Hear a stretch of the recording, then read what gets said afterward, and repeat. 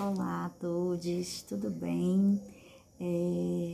Antes de iniciar este momento, eu gostaria de agradecer imensamente a participação de todos, agradecer aos gestores, gestoras, técnicos e técnicas, trabalhadores, trabalhadoras, usuários e usuárias da assistência, que compõem este espaço de discussão, de monitoramento e avaliação das políticas, das ações, desenvolvidas na política de assistência social. Então, vou fazer uma autodescrição para que todos possam me ver, tá certo? E aí a gente depois entra no eixo 3, que é sobre o controle social. É um dos eixos que compõe o tema central, inclusive, da nossa conferência. Então, eu me chamo Lidiane, sou assistente social, sou mulher cis, mulher negra parda, tenho cabelos claros, curto, uso óculos, tenho os olhos castanhos. Hoje eu estou vestida com uma blusinha verde de gola laranja. Essa blusa simboliza toda uma luta do sindicato a qual faço parte, que é o SASEC, Sindicato dos Assistentes Sociais do Estado do Ceará e Assistentes Sociais. Então, o SASEC compõe, tem assento no Conselho Estadual de Assistência Social, enquanto representante do segmento, dos e das assistentes sociais no estado do Ceará, ou seja, trabalhadores e trabalhadoras desta política. Então, fazemos parte da sociedade civil, no controle social. Então, o eixo 3 traz o tema controle social, o lugar da sociedade civil no SUAS e a importância da participação dos usuários e usuárias. Este eixo, ele, como já foi falado, ele compõe o eixo geral, o tema central, que é assistência social, direito do povo e dever do Estado, com financiamento público para enfrentar as desigualdades e garantir proteção social.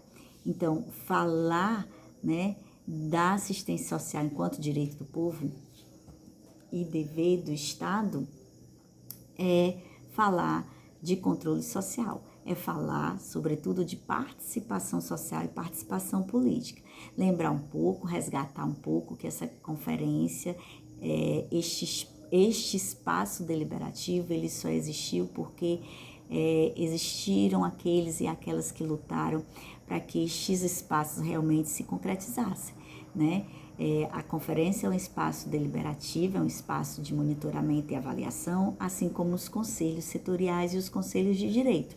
Então, existiram lutas, existiram embates, existiram barreiras, mas existiram também as resistências, os momentos de resistência e os momentos de conquista. Então, estarmos aqui hoje faz parte destes momentos de conquista, desde 1988, com a nossa Constituição.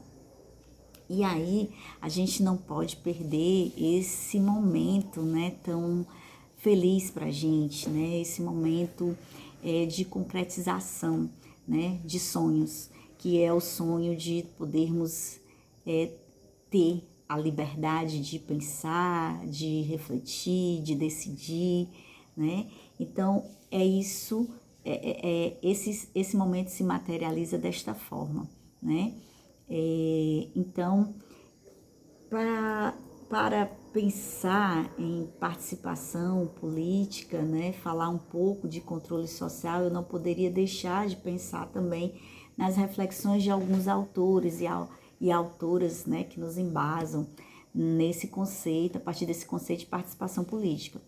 E aí eu trago um pouquinho, de Maria da Glória Gon, Raicheles, quando estas fazem avaliações a respeito, da implantação de conselhos setoriais, no caso Raicheles, precisamente sobre o conselho direcionado à política de assistência, falando para nós da importância da existência destes conselhos institucionalizados, porque eles se tornam espaços de discussão, eles se tornam espaços de conquista da sociedade civil e espaço também de cidadania, do exercício da cidadania.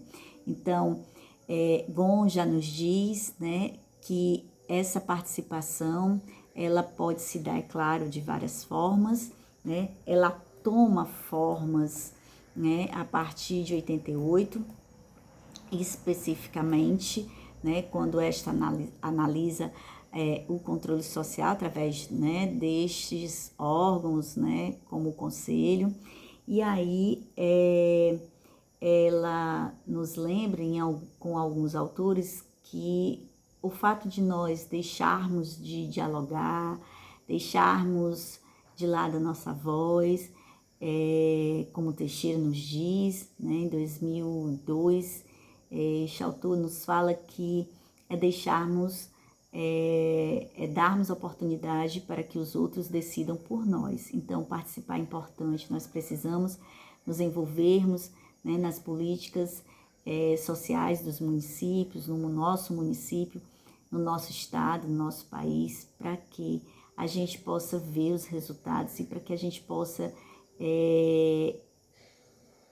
concretizá-la enquanto nossa, né, fazendo parte, né.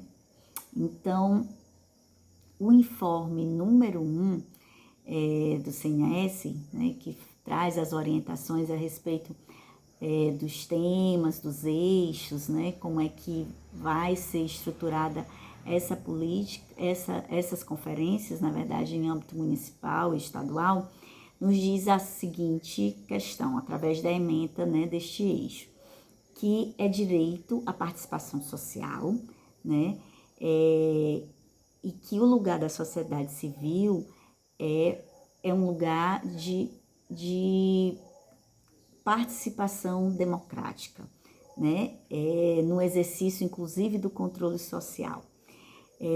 Este eixo, ele nos traz a leitura de uma participação, né, efetiva, de uma participação social se efetivando.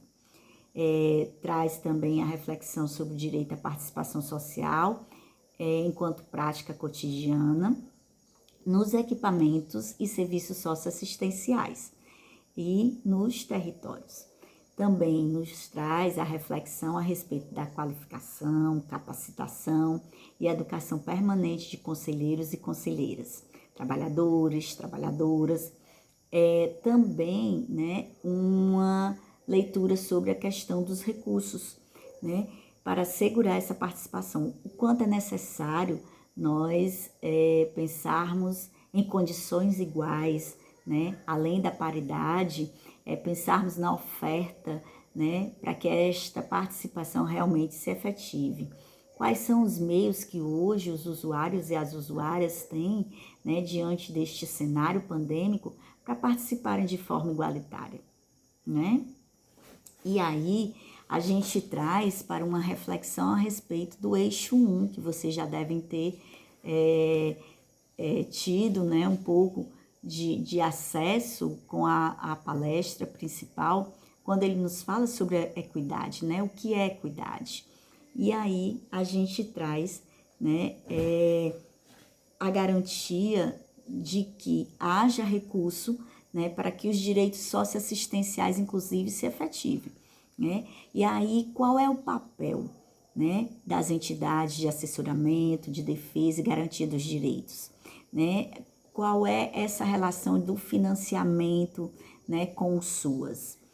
E a gestão do trabalho, do SUAS, né, no SUAS, na verdade, a relação dos trabalhadores e trabalhadoras com os usuários e usuárias, os impactos, né, na garantia dos direitos socioassistenciais. Então, é extremamente importante pensar algumas questões chaves, né, em torno dessa participação, pensar sobretudo, né, a importância de nós estarmos dando esses espaços, né, tratando de elaborarmos, de efetivarmos um diálogo, né, em que a gente possa entender, né, as expressões dos nossos e das nossas usuárias, dando voz a eles e a elas a partir das leituras que possam ter, né, claro, quando estas expressam à luz do seu cotidiano, né, das suas vivências, e isso é garantir, né, sobretudo, a autonomia dos nossos sujeitos e sujeitas, né, atendidos nos nossos serviços. E aí é tanto que a ementa traz, né, a noção dessa participação através dos equipamentos. Mas na frente a gente vai entender, né, que esses equipamentos são os CRAs, são os CREAs, né, e aí o CNAS, né, através deste mesmo informe, ele nos coloca desafios, né, sob a luz do plano decenal.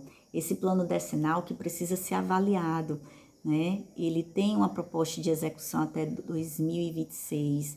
Então, como é que ele está se dando no nosso município? Como é que nós vamos, né, pensar a política para mais alguns anos, né, pensando no nosso futuro.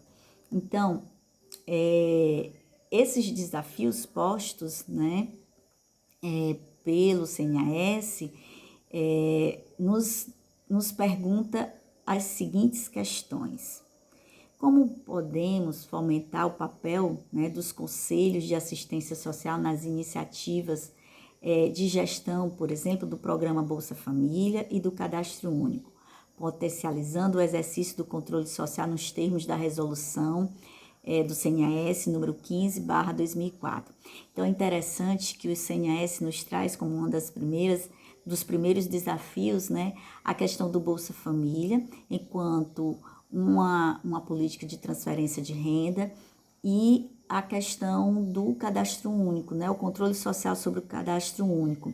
Este cadastro único hoje é tão ameaçado, né? A gente percebe aí uma busca pela desumanização do cadastro único, a retirada de trabalhadores deste contato com o usuário, com a usuária.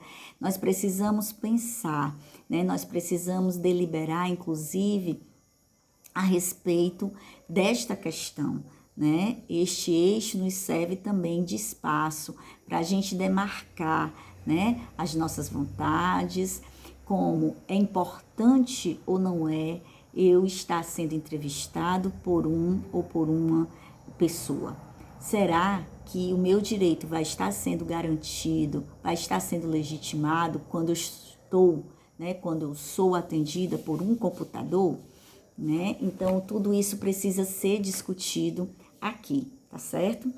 Uma outra questão, né, à luz deste plano decenal, ele nos coloca como desafio criar estratégias de comunicação e de informação para ampla divulgação dos direitos socioassistenciais e de seu reconhecimento por parte dos usuários e usuárias da política. Promover articulações entre os vários conselhos, né, de direitos e setoriais com o Conselho da Política de Assistência. Ampliar a capacitação dos conselhos municipais de assistência é extremamente fundamental. Como é que se dá? Como se dará esta capacitação no meio das dificuldades orçamentárias, né, de recursos, de dinheiro que a gente não recebe como deveria receber? Então, será que existe um repasse por parte do governo federal, do governo estadual, de forma a contemplar realmente os nossos usuários, as nossas usuárias, as nossas ações nos nossos municípios, no nosso município, né? Por fim, é importante que a gente não perca, né, a noção de que existem algumas perguntas que são geradoras, que são norteadoras desses debates, e que a gente assegure realmente, né, a fala do nosso usuário, da nossa usuária, do nosso trabalhador, das nossas entidades, né, demarcando, né, pontos para que estes pontos realmente sejam efetivados através das nossas deliberações estas que precisam ser pensadas, né, em âmbito municipal, em âmbito estadual e federal. Então, para que a gente possa nortear estas discussões e as nossas propostas, né, que nós chamamos de deliberações, é importante que a gente pense o seguinte: quais os caminhos para se estimular e ampliar a participação dos e das usuárias em fóruns, conselhos e outros espaços de participação popular e do exercício do controle social?